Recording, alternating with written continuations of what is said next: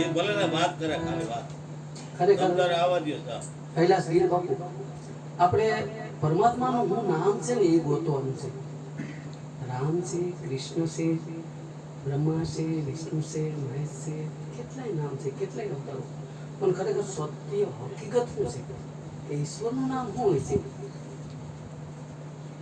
અને સાધુ સંતોનું એને એના કરતા વિશેષતા આપી એ હું કામે આપી છે, ક્યારે આપી છે, કેવી રીતે આપી છે?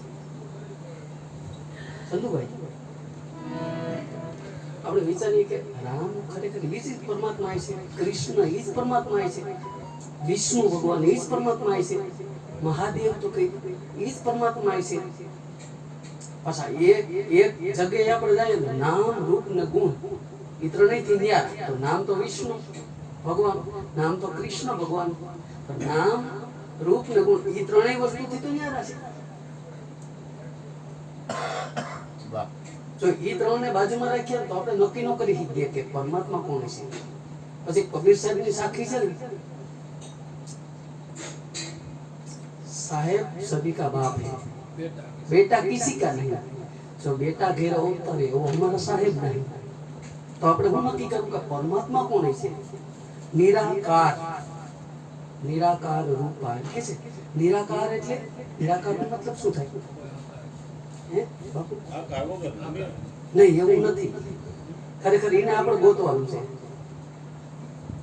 નિરાકાર એટલે બીજે એનું કંઈક નામ આખું અલગ જ છે. નિરાકારનો મતલબ આકાર વગરની વસ્તુ થાય ને એવું નથી. નિરાકારનો નીરા, નીરા એટલે નીર થાય. ગુજરાતી ભાષામાં શબ્દો આપણે જોઈએ ને બરોબર ધ્યાનથી, નીરા પછી અડધો આ આવે, નીરા આવ્યો ને પછી કાર આવે. તો નીરા એટલે નીર, આ અડધો કાર એટલે બિંદુ એટલે પાણીનું ટીપું થાય. નિરાકારનો મતલબ વ્યાપક નથી થતું, ખરેખર નથી થતું. જે આકાર ન હોય ને એનો મતલબ થાય છે નિરંકાર. નિરાકાર નિરંકાર એને વ્યાપક કહેવાય. નિરાકાર એટલે નિરાકારનો મતલબ થાય છે નિરા એટલે નીર, આકાર એટલે બિંદુ એટલે પાણીનું ટીપું. નિરંતર નિરાકાર, નિરંજન નિરંકાર, નિરંજન નિરંકાર, નિરંતર હે નિરંતર નિરાકાર. નિરંતર ના ના નહીં, નિરાકાર નો આવે, નિરંકાર. નિરંકાર. નિરંકાર એટલે વ્યાપક, નિરાકાર એટલે જો કે સંસારની અંદર આ બે વસ્તુથી ઉત્પત્તિ થઈ બધાને ખ્યાલ છે. એક નાદ અને બુંદ. નાદમાં એટલે અલગ ધણી છે, ઈ નાદનો વિસ્તાર કહેવાય. બાકી આપણે બધા જેને માના ઉદરમાં જન્મ લીધો એ બુંદનો વિસ્તાર કહેવાય. બાપુ બરોબર? તો બુંદમાં આપણે આવી ગયા ને એને નિરાકાર કહેવાય. આપણે બુંદમાં ગણાય એટલે નિરાકાર કહેવાય. એને ચોખવટ નથી કરતો ભાઈ ચાલશે ને એટલે. તો ખરેખર પરમાત્મા એટલે કોણ છે આપણે નક્કી કરીએ છીએ કે કોને ઈશ્વર કહેવાય. બાપુ ઈશ્વર કોણ છે ખરેખર? તો મારે ખ્યાલ પ્રમાણે ઈશ્વરના એકેય નામ નથી. એનું એક નામ છે સત. સત સત સત્ય એટલે પરમાત્મા, સત એટલે પરમાત્મા. બાકી બીજા કોઈ ઈશ્વરના નામ ચંદુભાઈ નથી, બરોબર? અને સતની ઉપર જે એમ કહીને કે ગુરુ ને ગોવિંદ દોનું પડે, પણ ગુરુને એની ઉપર રાખ્યા છે પરમાત્મા. આવે હું કામ રાખ્યા છે કે સો તો એની માથે મીંડું ના, એની માથે મીંડું આવી જાય તો સંત થઈ જાય. સત એટલે પરમાત્મા અને મીંડું માથે આવી ગયું એટલે સંત, એટલે એની ઉપર જગ્યાએ મીંડું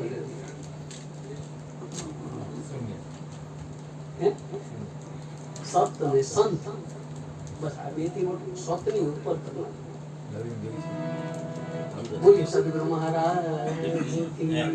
Hey, લવિંગા.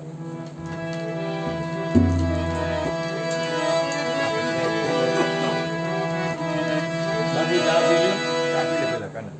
ચા પી લો પછી ચાલુ કરો એટલે મેં પેલા કીધું ચા તમે બપોરે વાઇટ કીધું તને આરે આરે છે જ. આ પડી અહીંયા ઊભો નથી થવો આ તો પણ જવું ને કાકા. આ દુનિયા ઘણી છે બાપુ આ અહીંયા કણે ઘણી પડી આ તો બહુ પડી 300 જ છે બાપુ 300 તમે ક્યાં છે તમારે જ્યાંથી ગાવું હોય.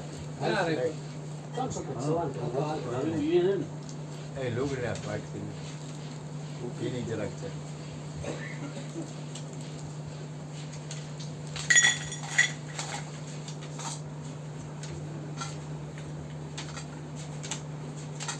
હજી એક વાઇટ કીધું ને તમે એ જ કીધું. એ તો બે ભેગા પડ્યો આ તો ભેગા રાખી. હા, એકમાં બે રાખી. એને જે ગમે એ આગળ એ રાખી છે કાંઈ વાત નહીં. ભાવ એને લવંગ તજ ને આકર ને બધું છે સબરસ બરાબર ને બાપુ સબરસ અર્ચના અરસ છે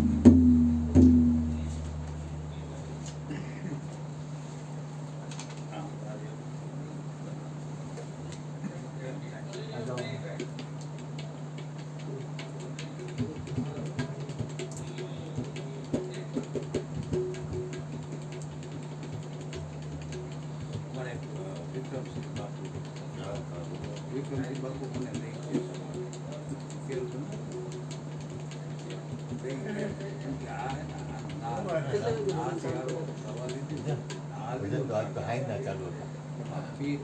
આપણે હાડા ગયા ચાલુ આપણે સંતવાણી હાડા ઘેર કરી પણ આમ તો હાઈ નું ચાલુ થઈ ગયું. હા તો મોજ હતી કાંઈ કરે. બેનું ની આવ્યા હા. એને મારાથી બે ભજન કવાય છે. બધાએ ગયા છે બધાએ. બાપાનું ગઈ ગયો કોણે? દાસ સવાર આ દાસ સવાર ચરણોમાં રહેજો. સરુણમાં રહેજો હા યા પુણે મેં મેન અશ્વિને ગાય હા કઈ ચરણોમાં રહેજો. અશ્વિને મેન છે બબુ એ બજાવી હતી કા આ રીતે છે. તમે હતા કે નહીં પુણે ના ના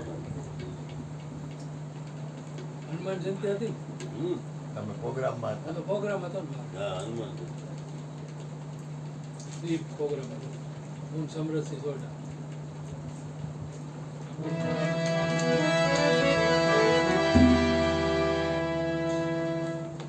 ચાલો ચાલો. કેટલા